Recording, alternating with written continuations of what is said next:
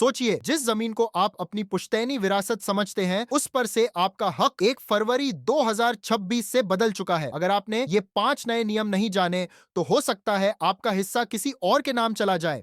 इसलिए इस वीडियो को ध्यान से जरूर देखें। वीडियो के अंत में मैं आपको वो 3 बड़े नियम बताऊंगा जिन्हें अगर आपने नजरअंदाज कर दिया तो आपकी पुश्तैनी जमीन का हिस्सा हमेशा के लिए खत्म हो सकता है। इसलिए इस वीडियो को बिल्कुल अंत तक जरूर देखें।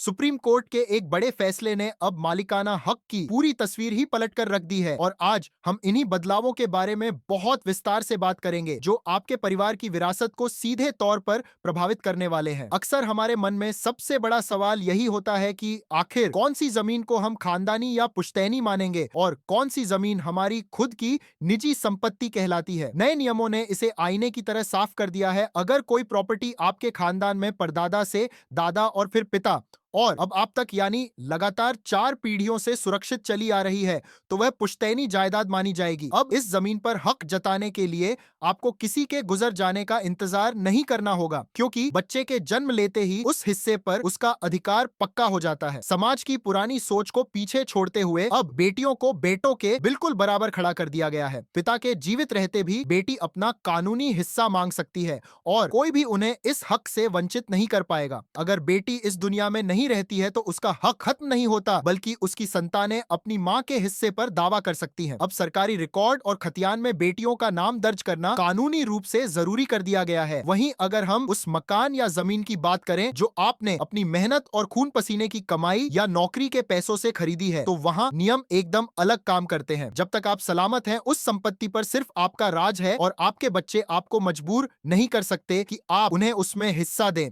आप अपनी मर्जी के मालिक हैं और आप जिसे चाहें वह प्रॉपर्टी दे सकते हैं या बेच सकते हैं। साझा जमीन बेचने के नाम पर होने वाले फर्जीवाड़े अब बीते जमाने की बात हो गए हैं, क्योंकि अब अगर कोई संयुक्त परिवार अपनी जमीन बेचना चाहता है तो हर एक हिस्सेदार की लिखित अनुमति के बिना सौदा मुमकिन नहीं होगा। पूरे देश के लैंड रिकॉर्ड्स अब डिजिटल हो चुके हैं, जिसका मतलब है कि आप घर बैठे अपने मोबाइल पर देख सकते हैं कि जमीन असल में किसके नाम दर्ज है। इससे हेरा फेरी की गुंजाइश खत्म हो गई है और पारदर्शिता बढ़ी है। अगर किसी प्रोजेक्ट या सड़क के लिए सरकार आपकी जमीन लेती है, तो नियम बहुत सख्त है कि जब तक पूरा और सही मुआवजा आपके बैंक खाते में नहीं आता, तब तक आपको अपनी जमीन से बेदखल नहीं किया जा सकता। एक और क्रांतिकारी बदलाव यह है कि अगर घर का कोई बुजुर्ग पुश्तैनी जमीन को गलत कामों या फिजूल खर्ची में उड़ा रहा है, तो घर के बालिग बच्चे अदालत का दरवाजा खटखटाकर उस बिक्री पर तुरंत रोक लगवा सकते हैं। शहरों में रहने वाले लोगों के लिए भी राहत की खबर है कि फ्लैट से जुड़े विवादों का निपटारा अब रेरा के जरिए 90 दिनों के भीतर करना अनिवार्य है। कानून की यह नई व्यवस्था आपके परिवार में न्याय लाने के लिए बनाई गई है और अपनी विरासत को लेकर जागरूक रहना ही सबसे बड़ी समझदारी है। अक्सर देखा गया है कि गांवों में लोग अपनी जमीन के कागजात को लेकर लापरवाह रहते हैं, लेकिन अब डिजिटल युग में आपको सतर्क रहना होगा, क्योंकि एक छोटी सी गलती भारी पड़ सकती है। नए नियमों के तहत अब खतियान में सुधार करना और वंशावली के आधार पर अपना नाम चढ़वाना बहुत आसान हो गया है। सरकार ने इसके लिए विशेष शिविर लगाने के निर्देश भी दिए हैं, ताकि पुराने विवादों को जड़ से खत्म किया जा सके।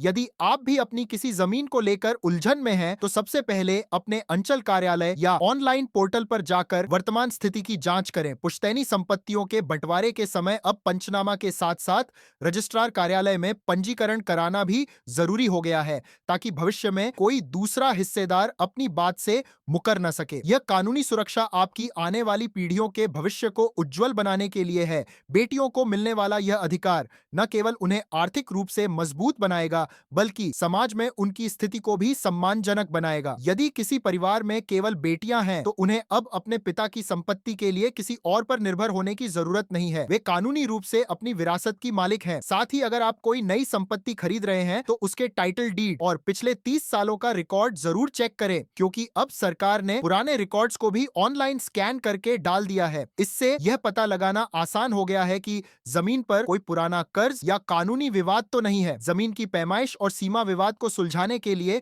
अब आधुनिक तकनीकों और ड्रोन का सहारा लिया जा रहा है, जिससे नापजोक में होने वाली गलतियां अब न के बराबर होंगी। ये सब कुछ आपकी सुविधा के लिए है, ताकि आम आदमी को कोर्ट कचहरी के चक्कर न काटने पड़े। अगर आप चाहते हैं कि आपके परिवार में कभी संपत्ति को लेकर झगड़ा न हो, तो सबसे अच्छा तरीका है कि आप अपनी खुद की कमाई गई संपत्ति की एक स्पष्ट वसीयत बना लें और पुश्तैनी जमीन का आपसी सहमति से समय पर बंटवारा कर लें। इससे न केवल रिश्तों में कड़वाहट नहीं आती, बल्कि कानूनी प्रक्रिया भी सरल हो जाती है। 2026 के ये नियम वास्तव में एक बड़ी राहत लेकर आए हैं, खासकर उन लोगों के लिए जो सालों से अपनी ही जमीन के लिए कानूनी लड़ाई लड़ रहे थे। अब समय आ गया है कि हम इन अधिकारों को समझें और इनका सही उपयोग करें। याद रखें कि कानून आपकी मदद तभी कर सकता है जब आप जागरूक हों और अपने दस्तावेजों को सही सलामत रखें। जमीन से जुड़े हर एक अपडेट और नई सरकारी योजनाओं की बारीकियों को समझने के लिए आप हमारे साथ जुड़े रह सकते हैं। हम निरंतर कोशिश करते हैं कि आप तक सबसे सटीक और सरल जानकारी पहुंचाई जा सके, ताकि आप किसी भी तरह की धोखाधड़ी का शिकार न हो। अपनी संपत्ति की सुरक्षा करना आपका अधिकार भी है और जिम्मेदारी भी। इसलिए आज ही अपने कागजातों की जांच करें और अगर कोई कमी नजर आए तो उसे तुरंत ठीक करवाएं। इस जानकारी को अपने सगे संबंधियों और दोस्तों के साथ भी साझा करें, ताकि वे भी अपने अधिकारों के प्रति सजग हो सकें। अगर आप इसी तरह की महत्वपूर्ण सरकारी जानकारियों और कानूनी अपडेट्स से जुड़े रहना चाहते हैं तो वी आर सरकारी योजना चैनल को जरूर सब्सक्राइब करें, क्योंकि हम आपके लिए लाते हैं ऐसी खबरें जो आपके जीवन को आसान बनाती हैं। इस विषय पर आपके मन में कोई भी शंका या सवाल हो तो हमें जरूर बताएं, ताकि हम आपकी सहायता कर सकें। धन्यवाद।